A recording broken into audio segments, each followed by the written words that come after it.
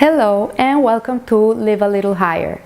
Today we continue with our book on the Hasidic approach to joy by Rabbi Shlomo Majewski, which is really based on the Tanya of the Alter Rebbe and the way in which we should think in our lives to really be able to live a complete, beautiful and joyous life, and what it really means to be joyous in life. Last week we were talking about these two feelings that we have, that one is conducive for a productive thing and the other one is really not conducive for productivity, but on the other hand it depresses us.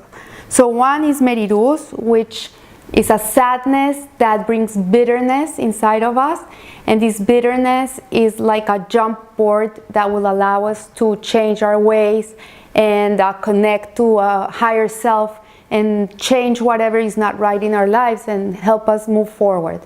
The other feeling of sadness, it's called atzvus, but this one is different. This one is not futuristic, is not future-oriented, productive.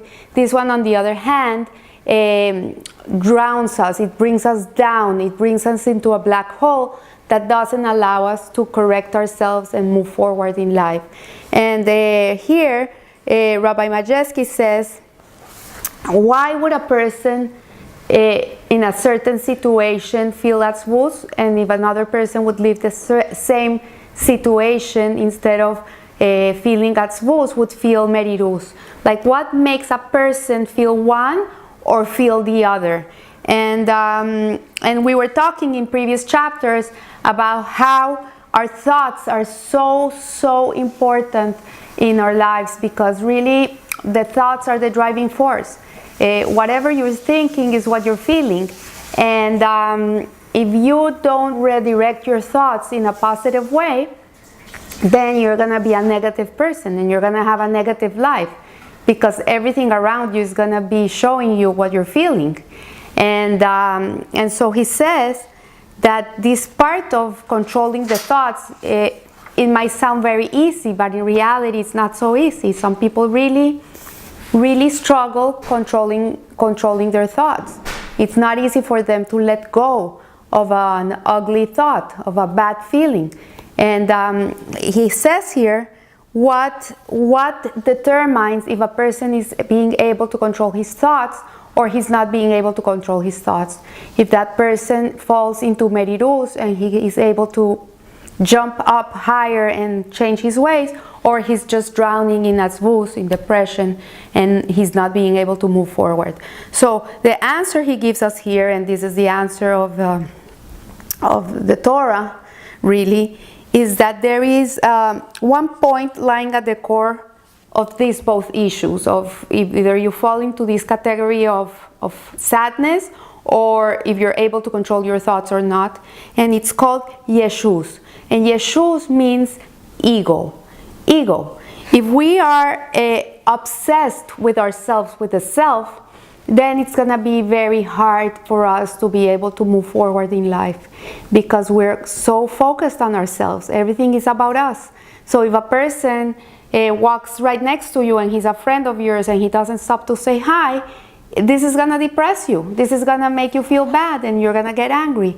But if you're not a self-centered human being, then you're not going to be thinking, oh, it's incredible, this person just passed me by and he didn't say hi to me, and what does he think he is? How can it be that he comes by and he doesn't say hi? No, a person that is not self-centered, that doesn't have this, I would call it sickness, is going to stop and say, oh, maybe he didn't see me, maybe he's in a hurry, maybe I should run after him and say hi to him.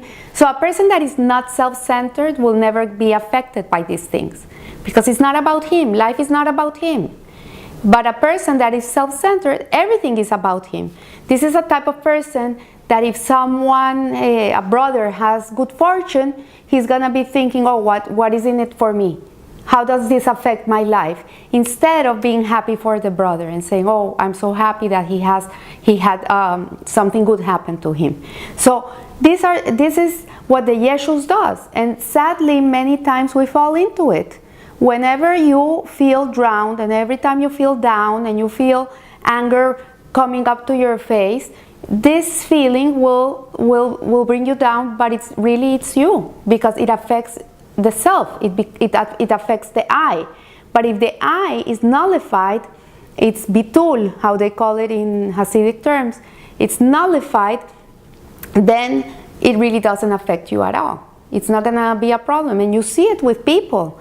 Like, it's funny, like a person, someone says something nasty to them and that person goes like this and says, okay. And it doesn't faze him, he just goes on.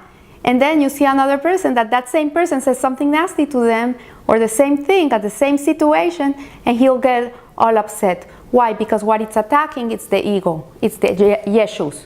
And if we are being able to tame that Yeshus, if we really bring it down in our lives, then we won't be affected by it, and we will really be able to live in a much, much higher and happier place, that if everything is about us. And so he says here that the Yeshus is more than a positive self-image. It is an approach in which self lies at the core of the person's being, and it dominates consciously and subconsciously the person's approach to life. So this approach is a source of depression. So obviously, if a person, everything is about them, if a person doesn't treat them how they expected to be treated, or a certain situation didn't happen how they thought it had to happen, or that they didn't turn out the way they wanted it to be, it's affecting the self. So in this way, this person will never be able to be happy. Everything that happens to such a person, whatever goes on in his life, revolves around one question: how does this affect myself? Everything is about him. So things are bound to happen to every person that do not fit his ideal of the way things should be, and it is likely that all of us from time to time will fall into a certain amount of these Yeshus. It's normal. All of us fall in it. I'm going to give you an example. I was teaching somebody, and suddenly this person started to disappear in my life. And you can get like, oh yeah, this person, she's not appreciating the class, or maybe she doesn't like it, or maybe I'm not teaching the way I should be teaching, and it's all about me. And then I said, no, why am I gonna get upset? I'm not gonna get upset. Maybe this person doesn't have the time, maybe this person is going through a hard time in her life, maybe this is not the right time for her to learn, she's not in the right place right now, I'm gonna give her some space. You know, it's two complete different approaches. Whatever the reality is, only God knows. But the way in which you perceive it makes the whole difference in your life. One affects the Yeshus, and the other one is about the other person. It has nothing to do with you. And in this way, you're able to approach every situation in a very different way. Rabbi Yossi Jacobson says that why are children so happy? Like the kids are always happy. Why are they happy?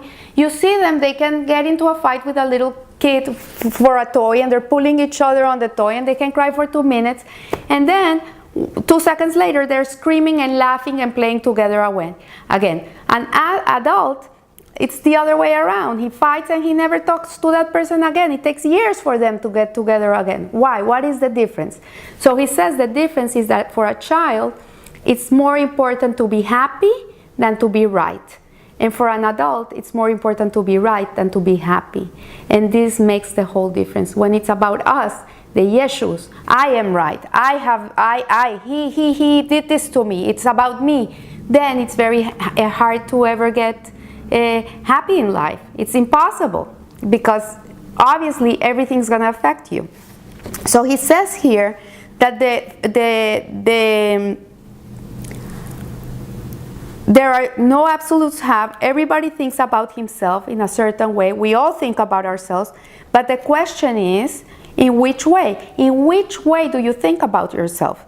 Take the following example Rabbi Majewski gives us.